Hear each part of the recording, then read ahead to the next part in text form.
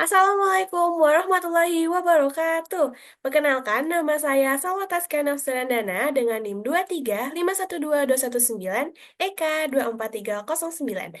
Pada kesempatan kali ini, saya akan membahas terkait exercise 3 strip 5 dan exercise 3 strip 7. Selamat menyaksikan. Oke, sekarang kita masuk ke exercise 3 strip 5. Di sini, pada tanggal 1 Januari 2014, Win itu mengakuisisi 70% kepemilikan dari perusahaan Met dengan biaya akuisisinya itu 1.400.000. Nah, perusahaan Met ini mempunyai net asset pada tanggal itu sebesar 1.500.000 US dollar. Selama 2014, Met itu melaporkan net income sebesar 600.000 US dollar dan mendeklarasi dividen sebesar 300.000. Nah, fair value math itu sama dengan book value-nya. Jadi, book value dan fair value itu sama. Nah, pada soal ini kita tuh diminta untuk mencari atau menghitung berapa sih goodwill yang seharusnya dilaporkan pada laporan pada neraca konsolidasian di tanggal 31 Desember 2014. Hal pertama yang harus kita ketahui adalah harga pengakuisisian dan book value net asset. Nah, pada soal kan diberitahu bahwa nilai akuisisi yang dilakukan oleh Wins itu 1.400.000 US dollar. Tapi 1.400.000 US dollar ini hanya menggambarkan 70% dari nilai keseluruhan gitu. Kita itu harus mencari tahu berapa sih nilai akuisisi 100% dari perusahaan Met untuk menggambarkan total nilai perusahaan dari Met itu sendiri. Untuk mencari nilai akuisisi 100%-nya, tadi kan kita diketahui 1.400.000 untuk 70%. Sehingga 1.400.000 dikali dengan 100% dibagi dengan 70%. 70% ini menggambarkan nilai 1.400 ya. Sehingga diketahui bahwa nilai akuisisi 100% untuk perusahaan Met adalah 2 juta US dollar.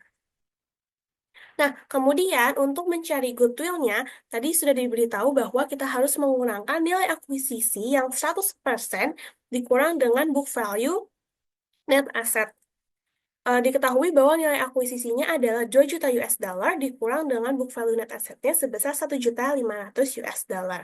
Sehingga diketahui bahwa goodwill-nya adalah 500 US dollar.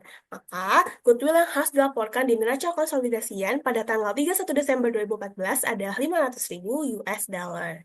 Oke, kita lanjut ke pertanyaan yang kedua. Kita diminta untuk menghitung non-controlling interest yang seharusnya dilaporkan pada konsolidasi balance sheet pada tanggal 31 Desember 2014. Kita langsung masuk saja ke pembahasan soalnya.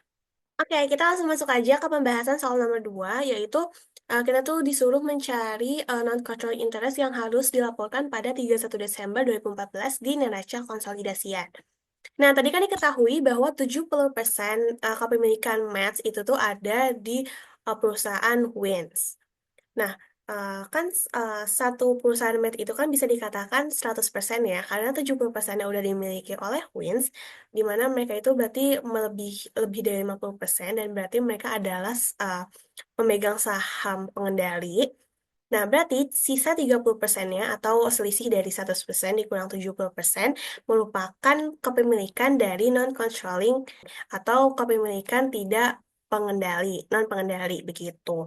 Sehingga nantinya kalau kita mau mencari non-controlling interest yang harusnya dilaporkan, berarti kita akan mengalihkan mereka semua dengan 30% atau persentase saham kepemilikan mereka di perusahaan MET. Oke, langsung masuk aja ke penghitungannya.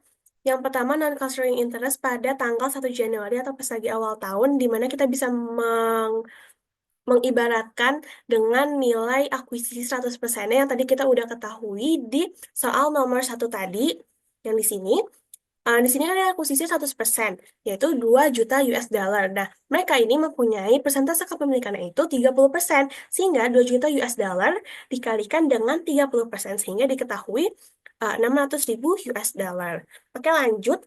Nominal ini nantinya kita tambahkan dengan non-controlling interest share yang bisa diinterpretasikan ke net income yang dilaporkan oleh Matt. Di soal diketahui bahwa Matt ini kan melaporkan bahwa net income-nya adalah 600.000. Sehingga 600.000 ini kita kalikan dengan 30%, yaitu 180.000 US dollar.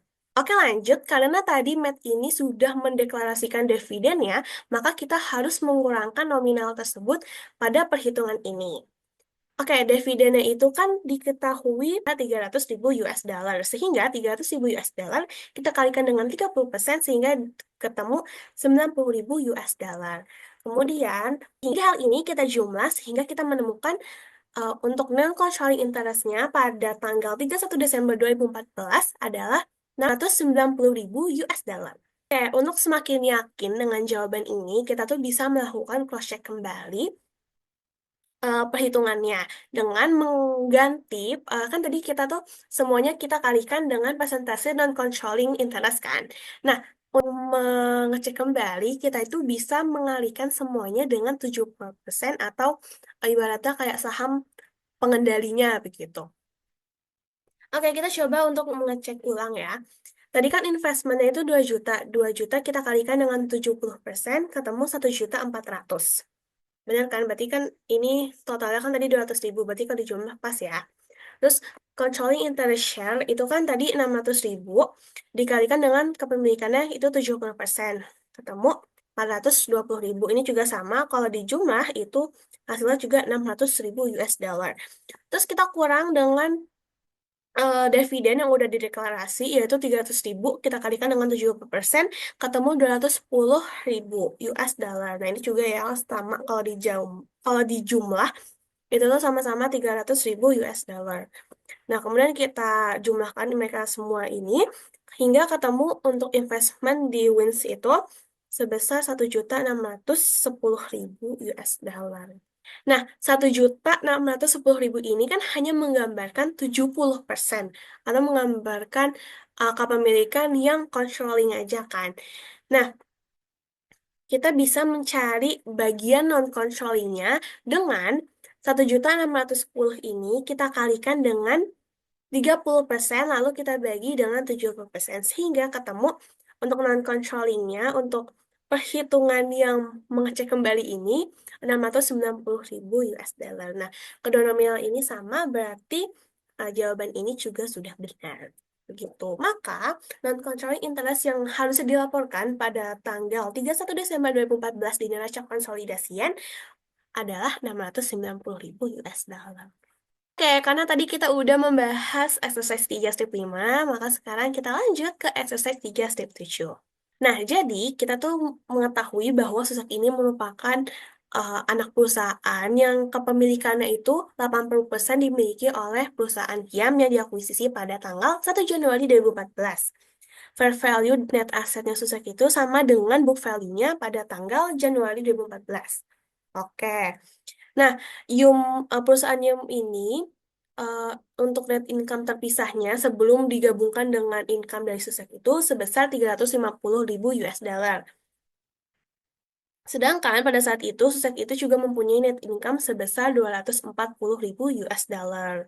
Nah, di sini kita tuh diminta yang pertama untuk menghitung income dari Susek yang seharusnya ada di laporan konsolidasi untuk 2014.